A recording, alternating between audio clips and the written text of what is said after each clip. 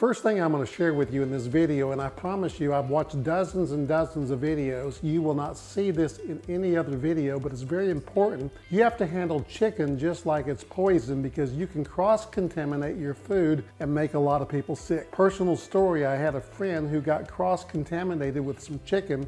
He spent a week in the hospital and almost died. We don't want to do that. The first thing you want to do when you buy the chicken in the grocery store, look at the sell-by date and make certain it hasn't expired. And then when you bring it home, look at the use-by or the freeze-dried by date. And you want to make certain that you keep that chicken refrigerated at all times and make certain that it's in date before you use it. That's tip number one. Tip number two, and it's an old wise fable, most people wash their chicken or they'll rinse their chicken in the sink, but the standard food regulation rules tell us that we can spread more foodborne illness by rinsing our chicken than if we don't. So don't rinse your chicken. Point number three is always have some sanitation water. You can have some quat tablets, but there's a little mixture of household bleach, not outdoor bleach by the way, household bleach. You take 4 quarts of water and put 1 teaspoon of bleach in it, and that'll give you the perfect sanitizing water. And I'll drop a link below that you'll have that, but you always want to have sanitizing water to wipe everything down thoroughly